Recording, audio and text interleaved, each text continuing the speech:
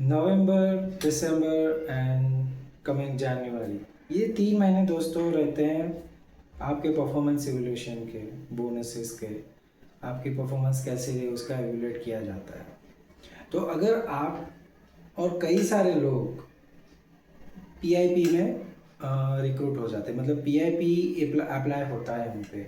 तो ये पीआईपी क्या है और आपको अगर पीआईपी मिला है तो क्यों मिला है, क्या किया जाए उस केस में। तो ये वीडियो आप इन सब लोगों के लिए है जो जिसको या तो पीआईपी मिला है या मिल सकता है, और ये समझ नहीं आया कि क्यों हमें ये पीआईपी मिल सकता है और क्यों मिला हमें। उसके बहुत सारे रीज़न हैं। अगर ये आप उनमें से हैं तो ये वीडियो आपके लिए है।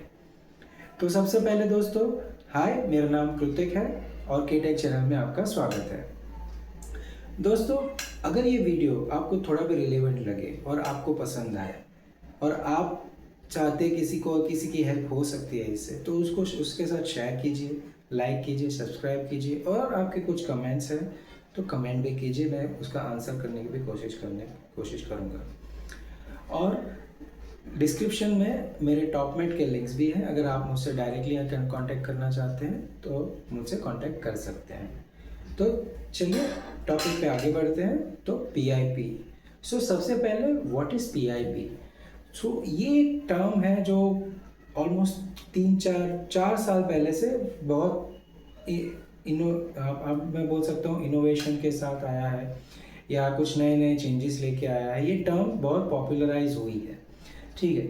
पहले कुछ और होता था, लेकिन अब पीआईपी मोस्टली स्टैंडर्डाइज हो चुका है। तो ये पीआईपी है क्या? तो it is called performance improvement plan. और ये मिलता किसको है? तो ये होता है कि जब over the period of year, end of year या मिड ऑफ द ईयर आपका परफॉर्मेंस इवेल्यूट होता है, ठीक है। तो उस केस में जब आपका performance up to the mark नहीं रहता या does not meet expectations, right, for of your manager और कंपनी गाइडलाइंस और कंपनी कल्चर के हिसाब से कुछ भी हो, ठीक है, तो उस केस में आपको ये पीआईपी मिलता है, ठीक है। तो ये कारण कह सकते हैं कि अगर आपकी परफॉर्मेंस में इशू है तो ठीक है, तो हो सकता है। और ये सर्विस बेस्ड भी हो सकता है, प्रोडक्ट बेस्ड में भी हो सकता है। बिग कॉर्पोरेट से लेके छोटी छोटी सर्विस बेस्ड कंपनी में भी ये पॉसिबल हो सकता है। तो परफॉर्मेंस के बेस पे ठीक है, but you should know how is your performance, right. तो अगर आपका परफॉर्मेंस कैसा है आपको पता नहीं होगा कि आपने कैसे परफॉर्म किया है, क्या है, तो उस हिसाब से आपको तो ध्यान रखना ही है, आपको पता चल जाएगा। लेकिन उसके अलावा के फैक्टर क्या होते हैं, क्योंकि कई बार हमें लगता है कि भाई मैंने तो बहुत कुछ किया था, मैंने बहुत सारा काम किया था, मैंने इतना सारा परफॉर्मेंस दिया था, मैंने इतना आउटकम मेरा अच्छा था, मुझे फीडबैक भी अच्छे मिले हैं, फिर मेरा पीआईपी में कैसे ही चला गया। तो दोस्तों, ये एक ऐसी चीज़ है कि लोग इस टूल को बहुत अलग अलग तरीके से यूटिलाइज करते हैं, मतलब कंपनीज या एचआर मैनेजर्स अलग अलग तरीके से इसको यूज़ करने की कोशिश करते हैं। तो सबसे पहला परफॉर्मेंस, जो मैंने बोला कि परफॉर्मेंस एक फैक्टर हो सकता है, लेकिन व्हाट आर अदर फैक्टर्स, ठीक है। तो दूसरा फैक्टर रहता है कि बजट या आपकी सैलरी, राइट। तो अब क्वेश्चन ये होता है कि सैलरी, ये पीआईपी से क्या लेना देना, ठीक है। दोस्तों, अगर आप सर्विस बेस्ड कंपनी हो, अगर एग्जांपल के तौर पे अगर आप सर्विस बेस्ड कंपनी में हो और हर एक कंपनी में हर प्रोजेक्ट का एक बजट अलोकेशन होता है, मतलब अगर आप किसी एक्स प्रोजेक्ट में काम कर रहे हो उसका एक बजट रहता है, कंपनी का एक्सपेंसेस उसके ऊपर एक बजट होता है, ठीक है। और आपकी सैलरी अगर उस थ्रेशोल्ड तक पहुंच चुकी है कि इसके बियॉन्ड अगर आपको उस प्रोजेक्ट में रखा गया, तो आप भले ही आपकी डिपेंडेंसी है, कुछ है, तो एक अलग चीज़ बन जाती है। लेकिन आप एक रिसोर्स अच्छे है, लेकिन it can not be go beyond this salary mark, right. तो क्या, और ना ही आपको प्रमोट कर सकते हैं फॉर एनी रीज़न। तो अब क्या किया जाए? Then there are two ways, they put you for the PIP for an number of reasons, और मैनेजर्स अगर चाहे तो आपको एन नंबर ऑफ रीजंस दे सकते हैं। Right, so you can't do anything in it. सो एक चीज़ ये रहती है कि भाई आपको अगर बजट का एक बेंचमार्क थ्रेशोल्ड आ जाता है, मीट होता है, बस हो गया।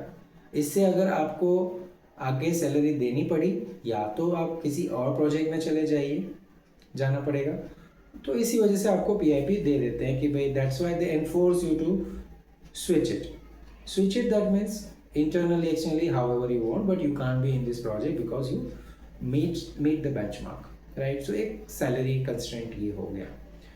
तीसरा फैक्टर ये होता है कि दोस्तों कि अगर एक आपका लेवल रहता है, ठीक है, तो अगर आपके सैलरी थ्रेशोल्ड है, स्कोप है सैलरी का, ठीक है, बट फिर भी थोड़ा बजट क्रंच रहता है, राइट, और टेक स्किल्स जो आपके रहते हैं वो शायद आप इतने मीट नहीं करते, या तो आपसे अच्छा रिसोर्स लो बजट में भी अवेलेबल है शायद से, ठीक है, मतलब उसको टेक स्टैक में आपसे आपका एक्सपीरियंस मैच नहीं होगा, experience count in so many ways, but कई बार आपके लेवल, आप जिस तरह का काम कर रहे हो अभी, ठीक है, तो उसमें उतने स्किल्ड एक्सपीरियंस की ज़रूरत पड़ती नहीं है। Normal skill developers are good enough to do the job, right, so उस केस के अंदर definitely they will cut you out, they put you in a PIP, right. So basically दोस्तों पीआईपी पे रखने का मतलब ये होता है